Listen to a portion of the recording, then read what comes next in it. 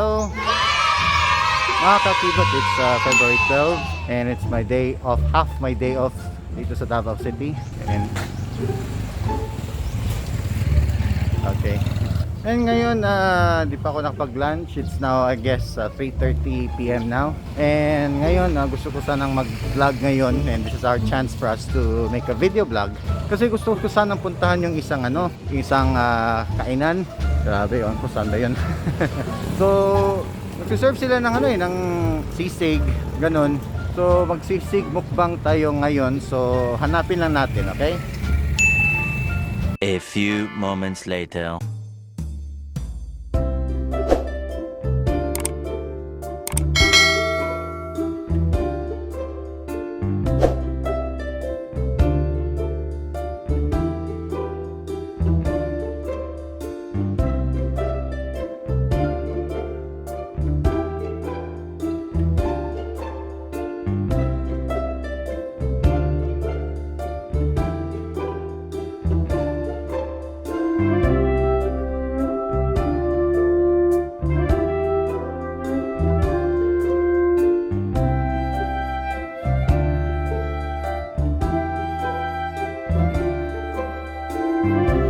Alright mga kaakibat, ito na yung mga food na in-order ko dito sa Romeo Sisigan sa Dakbayan. So ito po yung mga in-order ko. We have this pork sisig with some chicharon bits na pinaanghang ko pa. Ni-request ko kasi.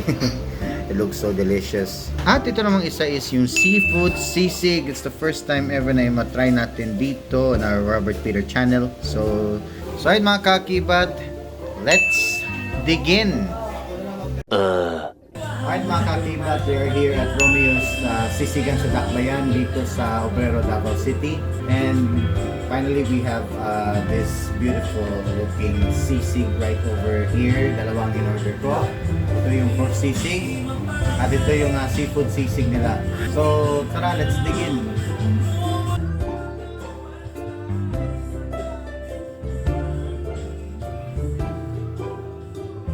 Alright, so let's try this pork sisig here. Sana hindi tayo makapiright dito. Tara.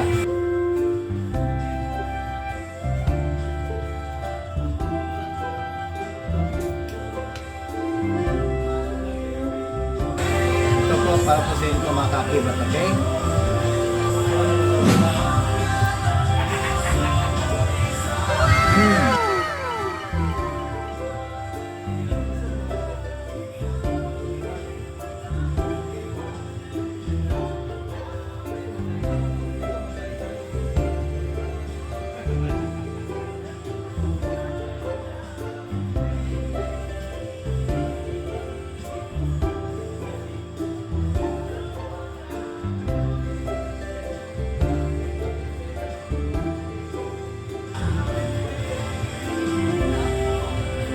Okay, tubig. Okay.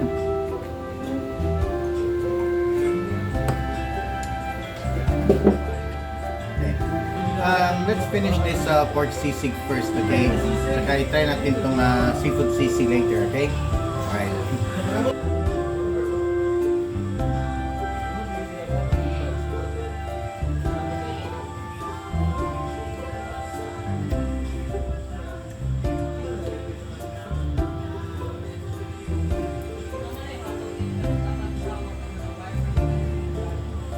I think ito yung hindi mahanghang. Ito yung mahanghang na request ko, but it's okay lang. Perfect amount of savory yung gusto ko eh. Nakuha nila.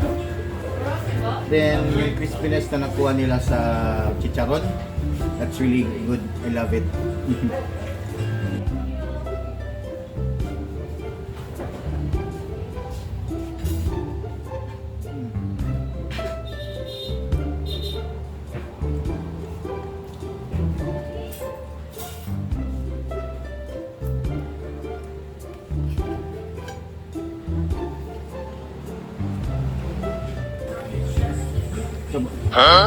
Para po sa inyo mga kaakibat.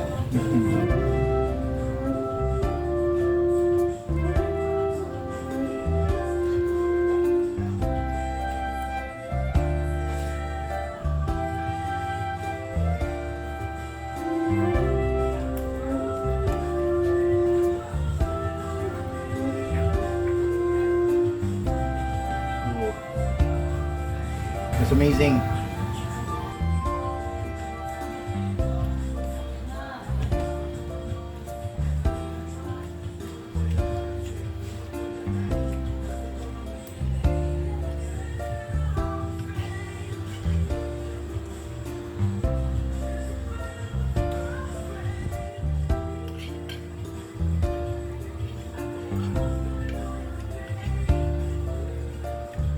One last bite sa pork sisig, and let's try the seafood sisig next.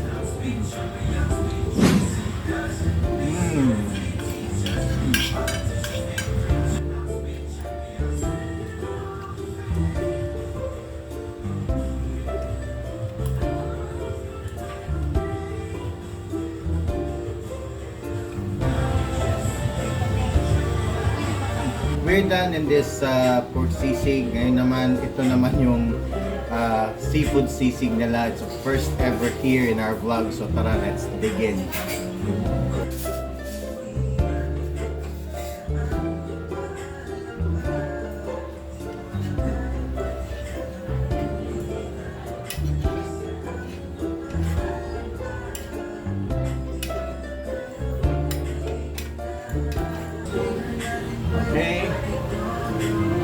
Okay, ito yung seafood sisig natin. So, let's dig in.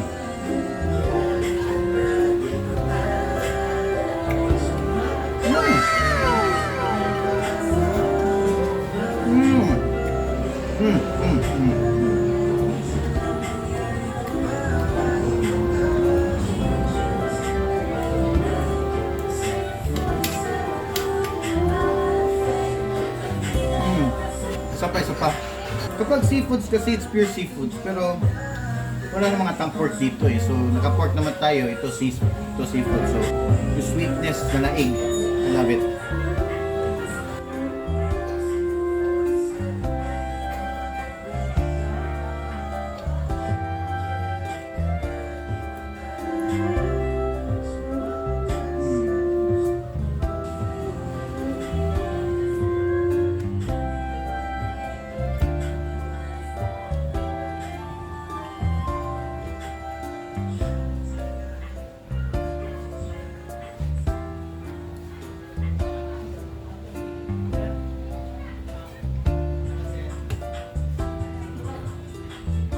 I'm almost done, so let's finish this one, okay?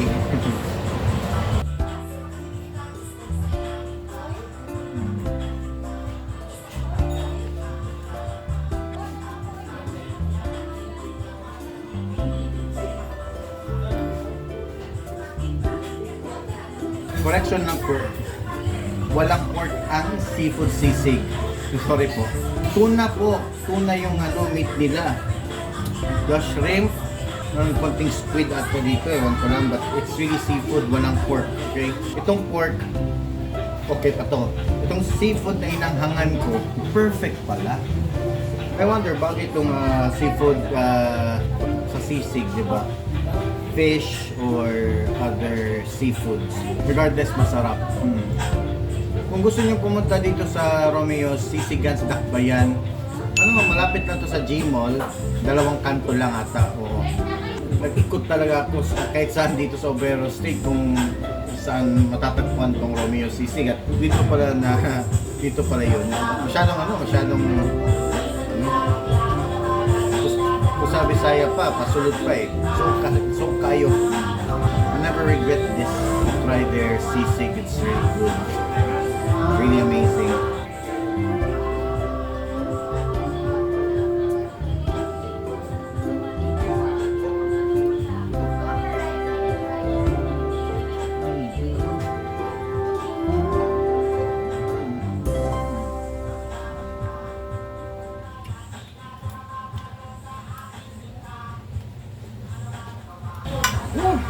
I'm full. Madami na mga customers na dito. Okay, ito yung last final bite natin mga kaakibat. So, let's begin.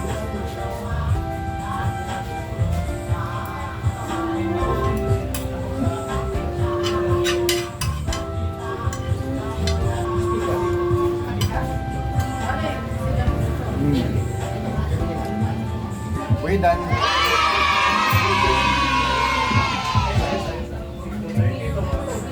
A few inches later. Hi mga kaakibat, that was really a wonderful meal. At pasensya na hindi ako nakapag-outro doon mismo sa loob ng resto kasi ang dami ng tao eh.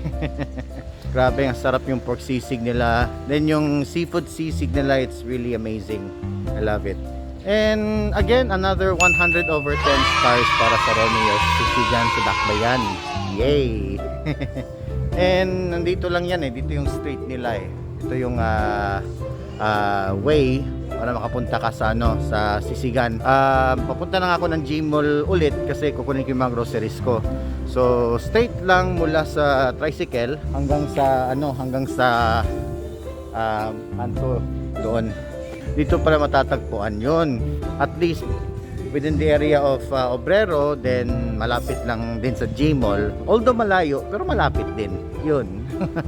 Kung gusto nyo puntahan ng Romeo Sisigan right here in this location, ito yung address na nakalagay sa ating screen.